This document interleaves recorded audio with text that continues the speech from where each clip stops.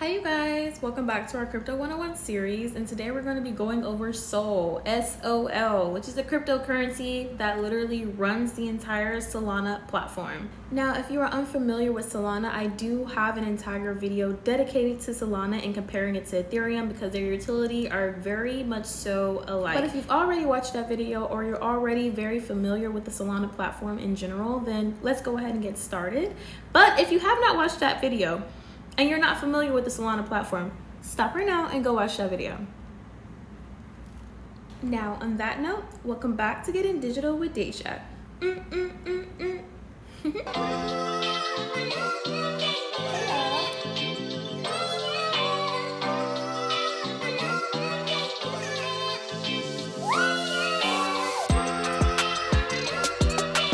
Now, SOL, which is spelled S-O-L, is Solana's native cryptocurrency, and that's going to be used to operate and maintain the Solana blockchain. Now, SOL has a cap or a maximum of 511 tokens, which is kind of crazy because there's already 400 million tokens circulating that exist right now. So we got about 111 million more tokens before we reach that cap. It's only been operating since 2020, and it's only 2026. Within 6 years, over 400 million have been put into supply. That's a lot.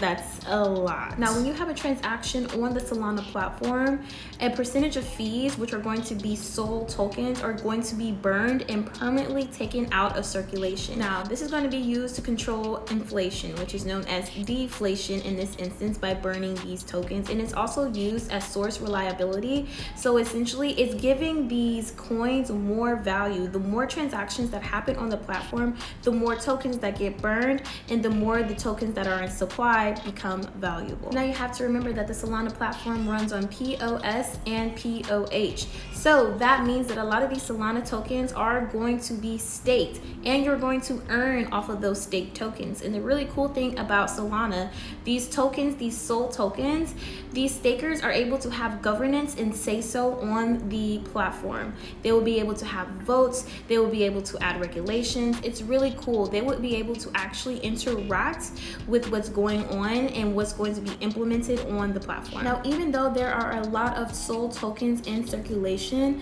there are not that many validators on the Solana platform compared to Ethereum. So this is causing a problem or a little bit of uncertainty in the market for investors because they're seeing this as a problem for decentralization. So that means because there's not a lot of validators on there, that means that those validators can do something manipulative and just all come together for a consensus and do something faulty on the blockchain. Because when you have a massive network of validators or miners like Bitcoin does, it's really hard for the supermajority to all do something malicious. But in Solana's case, it's a lot smaller with these validators, so if they want to do something malicious, it wouldn't be as hard. So the level of security for decentralization does become an issue. Now, while some investors are skeptical for malicious activity because of these low amount of validators on the Solana platform, even more investors are skeptical about decentralization. So you have to understand, when there are a smaller group of validators, that means it's a bigger chance of centralization, okay? Because that means it's not a large body of people or networks or nodes making decisions. It's a smaller body, okay? So you want a wide array of people, of validators, to be voting on things so that they can all come to a genuine consensus, okay? So there's no, like anything, nothing weird going on, because I could list a whole million things going wrong with just a small body of people voting on things, but I feel like you guys know that. Now, also to add on to that, another problem that investors have with SOL, or the Solana platform, is that it gets congested or it will get backed up because there are so many transaction loads happening at once on the platform, and there's not a lot of validators to keep up with all those transactions that's going on. So Solana has actually experienced multiple network outages because of this problem, okay? Now, I'm not gonna be talking bad on Solana, okay? Because I truly believe that this is an investment, okay? This is not financial advice, but I see Solana as a up there, okay? Now, we're gonna stop talking about the bad things about Solana and talk about the good things, okay? So Solana, when you're using SOL on the platform, the transaction fees for anything that you want to do, any projects that you want to do on the Solana blockchain, is going to be for less than a cent. Less than a cent, okay, you guys? And that is amazing because when you're comparing it to Ethereum, you have so many fees, and that is going to equal to dollars, okay? I've seen fees as high as $60 on the Ethereum blockchain.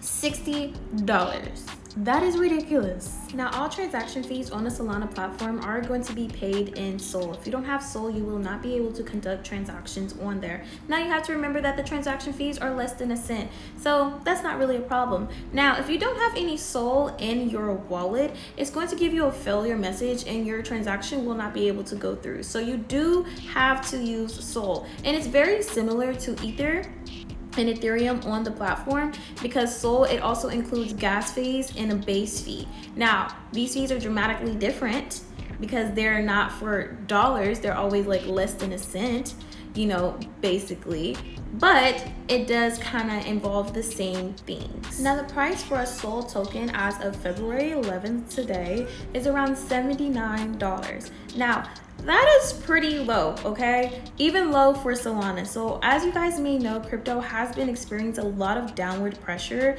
and Solana or Sol has been down by 14% in the past week, okay, you guys? So I don't think that that's a proper representation of the normal price for the Sol token, but that is what it is right now, and I'm all about giving you current prices, not past or future projected prices. So it is about $79 right now.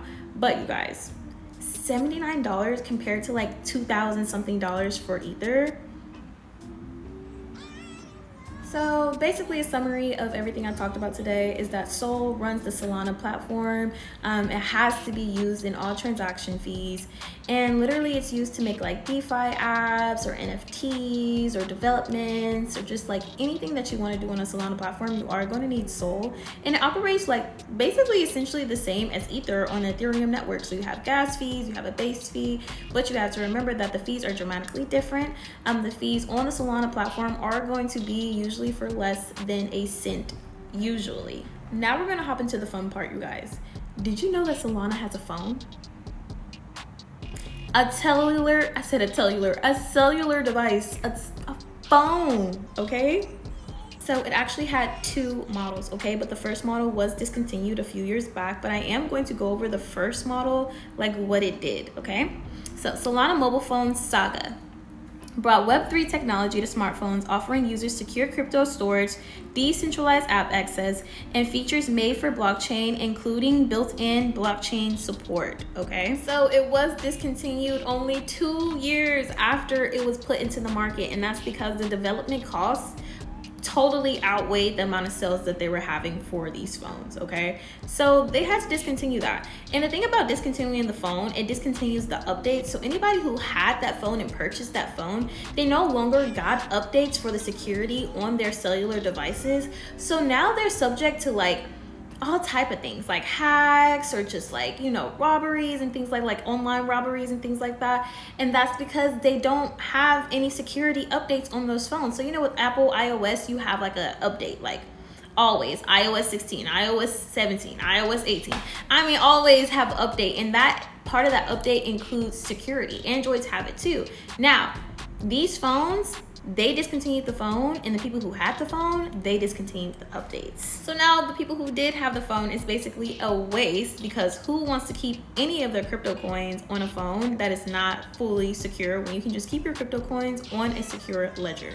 And largely the reason why the phones were discontinued is because the system that they used, that they partnered with to make it, was OSOM for those phones. So like Apple has iOS, these phones, these Solana phones, had OSOM. That company literally went bankrupt.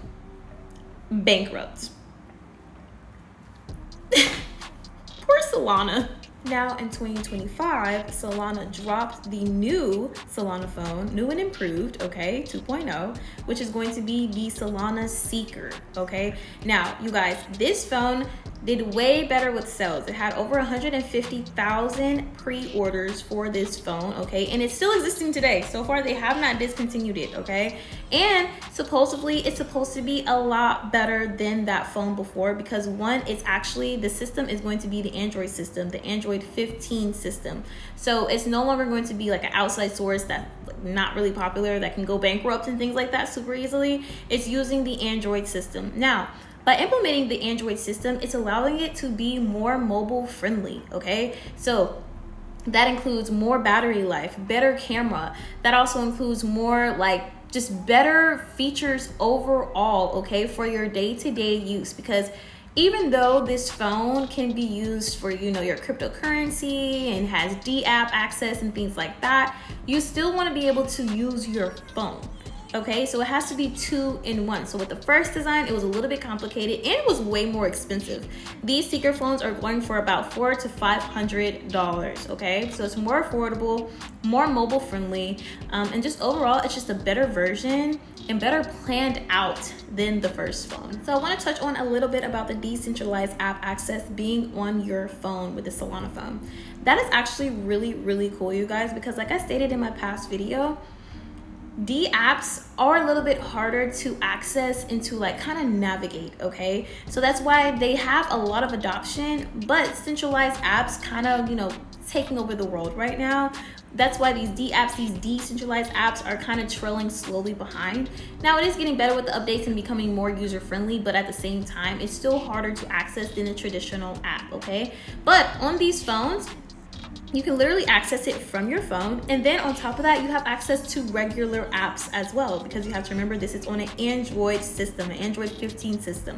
So anything Android can do, this one can do too. So you guys, they have this thing with the Solana phones as well, that's with the first phone and with the second phone, which is a meme coin drop. So basically think of like an airdrop. Somebody's like airdropping you a picture, but it's a meme coin and it's going straight to your crypto wallet.